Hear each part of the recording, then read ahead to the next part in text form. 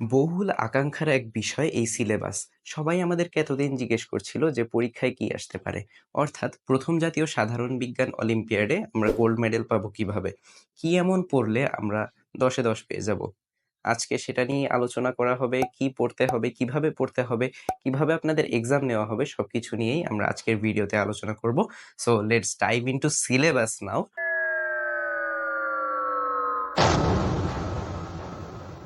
Hello everyone, welcome to science base. আজকে আমাদের ভিডিওর টপিক হচ্ছে প্রথম জাতীয় সাধারণ বিজ্ঞান অলিম্পিয়াডের সিলেবাস।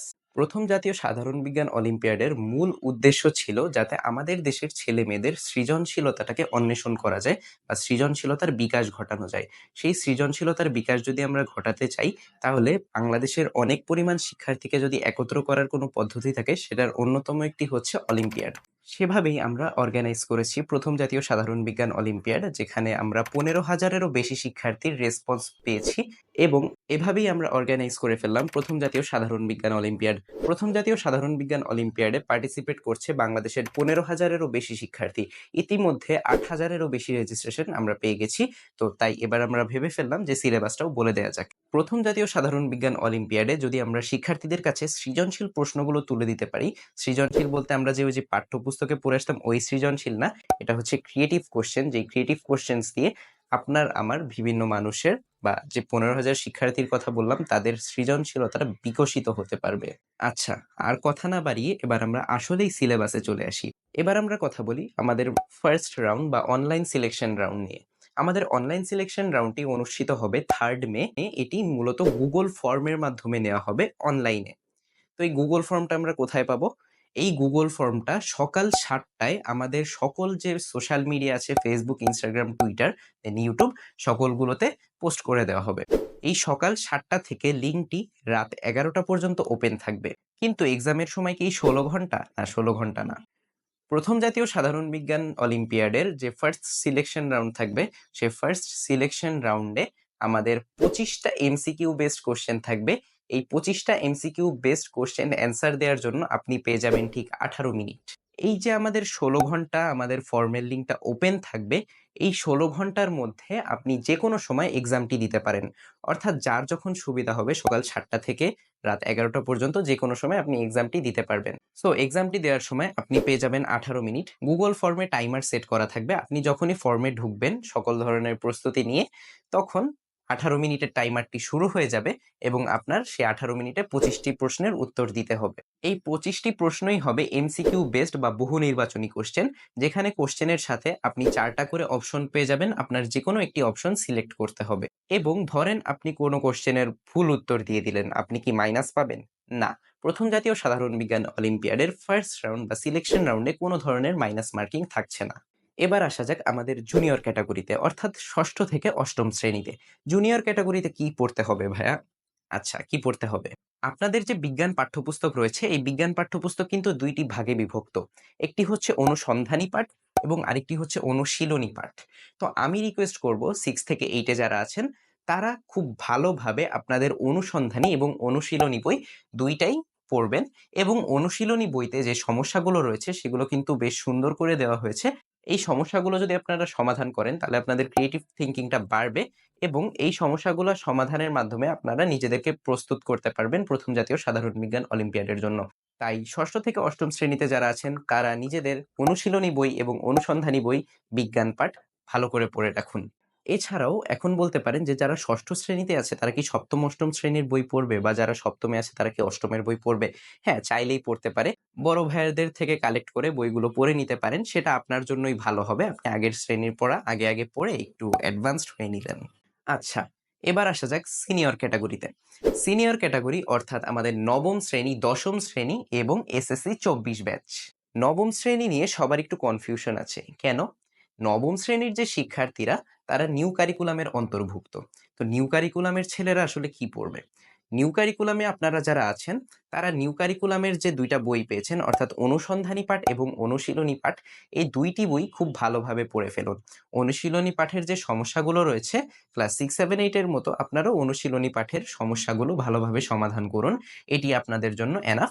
এবং আপনাদের যে ৩য় চ্যাপ্টারটা আছে মডার্ন ফিজিক্স, হ্যাঁ? আধুনিক পদার্থবিজ্ঞান। সবাই কিন্তু বাদ দিয়ে চলে যাচ্ছেন। না, এটা বাদ দেওয়া যাবে না। এটা আরো বেশি ভালো করে পড়তে হবে। এবার আসা যাক ১ম শ্রেণীর জন্য। ১ম শ্রেণী আপনারা কি পড়বেন? আপনারা কি নিউ কারিকুলামের বই ঘেঁটে দেখতে পারবেন? হ্যাঁ, দেখতে পারলে ভালো। নিউ কারিকুলামের বই একটু দেখেন। বাট আপনাদের জন্য যেটা পড়তে হবে, আপনাদের যে বিজ্ঞান বইগুলো আছে অর্থাৎ পদার্থবিজ্ঞান, রসায়ন এবং বায়োলজি বা জীববিজ্ঞান। তো এই ৩ টা সাবজেক্টের যে বইগুলো রয়েছে, এই ৩ টা সাবজেক্টের বই আপনারা ভালোভাবে পড়ে রাখুন। এছাড়াও অনেকে জিজ্ঞেস করে যে, "ভাইয়া ম্যাথমেটিক্স থেকে কি কোয়েশ্চেন থাকবে নাকি? গণিত থেকে কিরকম কোয়েশ্চেন থাকতে পারে?"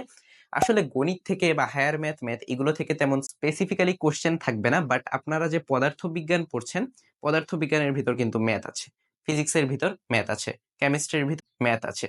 ফিজিক্স আর কেমিস্ট্রি মিলিয়ে কিছু ম্যাথ আসতেও পারে। সেটার চান্স কিছুটা কম। বাট আসবে কিছু ম্যাথ। এছাড়াও বর্তমানে একটি ফেমাস সাবজেক্ট হচ্ছে অ্যাস্ট্রোনমি এবং অ্যাস্ট্রোফিজিক্স। অ্যাস্ট্রোনমি এবং অ্যাস্ট্রোফিজিক্স থেকেও আপনাদের অল্প কিছু কোশ্চেন থাকবে। এবার চলে আসা যাক লাস্ট ক্যাটাগরি বা সেকেন্ডারি ক্যাটাগরি। সেকেন্ডারি ক্যাটাগরি আপনারা কি পড়বেন? আপনারা তো একদম লাস্টে চলে আসলেন। ক্লাস 11, ক্লাস 12 অ্যান্ড যেটা সবথেকে বহুল পরিচিত এখন এইচএসসি 24 ব্যাচ। আচ্ছা, কি পড়বেন আপনারা? HSC 24 batch. সো আপনাদের যেগুলো পড়তে হবে, আপনারা হচ্ছে নিজেদের যে বিজ্ঞান বইগুলো রয়েছে অর্থাৎ বিজ্ঞান বিষয়ক বই, যেরকম ১ম এই চলে আসছে ফিজিক্স, যেই কয়টা পত্র আছে। ১ম পত্র, ২য় পত্র বোথ। দেন কেমিস্ট্রি সেম, দেন বায়োলজি সেম। সো আপনারা ফিজিক্স, কেমিস্ট্রি, বায়োলজি সবকিছু পড়ে খালাস করে দেন। অ্যান্ড আপনাদের জন্য একটা গুরুত্বপূর্ণ টপিক। সেটা হচ্ছে আপনারা কিন্তু 11, 12 এইচএসসি 24 বড় হয়ে গেছেন। এখন আর 9, 10 নাই। সো এখন মডার্ন জিনিসপত্র পড়তে হবে। মডার্ন মানে আপনাদের পড়তে হবে হচ্ছে কোয়ান্টাম মেকানিক্স, কোয়ান্টাম ফিজিক্স। আপনাদের বইতেই কিন্তু কোয়ান্টাম মেকানিক্স এর বেশ কিছু অংশ দেওয়া আছে। তারপর আপনার বাহিরে থেকে কিছু কোয়ান্টাম ফিজিক্স সম্পর্কিত প্রশ্ন উত্তর যাচাই করে আপনারা পড়ে নিয়েন। এছাড়াও কোয়ান্টাম থেকে শুরু করে সেই ব্ল্যাক হোল পর্যন্ত যেতে হবে। সো অ্যাস্ট্রোনমি অ্যান্ড অ্যাস্ট্রোফিজিক্স বিষয়ক কিছু কোশ্চেন অ্যান্সার আপনারা পড়ে রাখেন এবং নিজেকে যাচাই করতে থাকেন। আচ্ছা, আরেকটা কোশ্চেন থাকে সবার মাথায়, বিশেষ করে আপনারা এইচএসসি 24 ব্যাচ এছাড়া ক্লাস 11। সো আপনাদের একটা কোশ্চেন থাকে যে আচ্ছা শর্ট সিলেবাস তো আমাদের দিয়ে দিয়েছে। আচ্ছা অলিম্পিয়াড যদি আমরা বলি, অলিম্পিয়াড কিন্তু অ্যাকচুয়ালি শর্ট সিলেবাসের উপর হবে না। কারণ আপনাদের এটা হচ্ছে সৃজনশীল বা আপনাদের মেধা যাচাই করার জন্য। এটা যেখান থেকে ইচ্ছা কোশ্চেনগুলো সেখান থেকেই আসতে পারে। কোশ্চেনগুলো যেখান থেকে ইচ্ছা যেভাবে আপনাদের সৃজনশীলতাকে বিকাশ করলে ভালো হয় সেভাবেই কোশ্চেনগুলো মেক করা হবে। So short syllabus doesn't matter here sadly. So short সিলেবাসের ঊর্ধ্বে যে আমরা কোশ্চেন করব সেখানে আপনারা যেগুলো বাদ দিয়ে যাচ্ছেন, পারমাণবিক বর্ণালী, আফটার দ্যাট এনট্রপি, দেন আরো অনেক জিনিস আপনারা বাদ দিয়ে চলে যাচ্ছেন। কেন? এগুলাকে কি পাত্তা দেওয়া যাবে না? না, প্রথম জাতীয় সাধারণ বিজ্ঞানে কিন্তু এগুলা থেকে বেশি কোশ্চেন আসার চান্স আছে। আচ্ছা, এখানেই কি সিলেবাস শেষ? হ্যাঁ, এখানেই মোটামুটি সিলেবাস শেষ। এবার আসি আপনারা প্র্যাকটিস করবেন কিভাবে বা কেমন কোশ্চেন আসবে, কোশ্চেন টাইপ কেমন আসলে হবে। কারণ আমি বলছি এমসিকিউ, কিন্তু আপনারা তো আসলে বুঝতে পারছেন না যে আসলে ক্রিয়েটিভ কোশ্চেন আবার এমসিকিউ কিভাবে কি ভাই? সো এখানেই চলে আসছে আরো কিছু কথা। সেটা হচ্ছে আর কিছুদিনের মধ্যে আমরা অনলাইনে বা আমাদের ফেসবুক পেজ এবং সোশ্যাল মিডিয়া গুলাতে কিছু মক এক্সাম পোস্ট করব। মক এক্সাম বলতে এই যে আপনাদের বললাম 18 মিনিটে 25টা কোশ্চেন অ্যান্সার করতে হবে। এগুলো যদি আপনারা নিজে কয়েকবার করে ফেলেন তাহলে সেটা ভালো হবে। সো সেজন্য আপনাদের হেল্প করার জন্য চলে আসছে মক এক্সাম বা প্র্যাকটিস এক্সাম। এই প্র্যাকটিস এক্সামে আমরা 25টা কোশ্চেন প্রত্যেকটা ক্যাটাগরির জন্য আলাদা করে দিব। অর্থাৎ প্রত্যেকটা ক্যাটাগরির জন্য আলাদা একেকটা করে মক এক্সাম দিতে পারবেন আপনারা। আর এই মক এক্সাম গুলোতে আপনারা নিজেদেরকে যাচাই করতে পারবেন যে আপনারা আসলে কতটা প্রস্তুত যে প্রথম জাতীয় সাধারণ বিজ্ঞান অলিম্পিয়াডের জন্য। আচ্ছা, এবার একটা ইন্টারেস্টিং বিষয়। আমরা কয়েকদিন পর পাবলিশ করতে যাচ্ছি একটা বই। বইটা হবে খুবই ইন্টারেস্টিং। যে সকল হিস্ট্রি, সায়েন্সের ধামাচাপা পড়ে গেছে সেগুলো আমরা উঠিয়ে নিয়ে আসতে যাচ্ছি বইটিতে। এছাড়াও বইটিতে আমরা তুলে দিব 100টি মজার প্রশ্ন। এই 100টি মজার প্রশ্ন সলভ করে আপনি নিজেকে যাচাই করে নিতে পারবেন যে আপনি কতটা দক্ষ সাধারণ বিজ্ঞানে। আপনি কতটা নিজের সৃজনশীলতাকে বিকাশ করতে পারছেন সবকিছুই বুঝে নিতে পারবেন বইটির মাধ্যমে। আমরা খুব তাড়াতাড়ি বইটি পাবলিশ করার চেষ্টা করব যাতে আমরা আপনাকে খুব ভালোভাবে সহযোগিতা করতে পারি।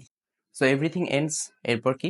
অনলাইন সিলেকশন রাউন্ড শেষ হয়ে গেল। এরপর তো ফাইনাল রাউন্ড। আচ্ছা, ফাইনাল রাউন্ড কবে হবে? কিভাবে হবে? সো অনলাইন সিলেকশন রাউন্ডটা আমাদের হবে 3 মে বা 23রা মে এটাতে 15,000 শিক্ষার্থী পার্টিসিপেট করবে। সো মার্কিং করতে আমাদের কিছুদিন সময় লেগে যাবে।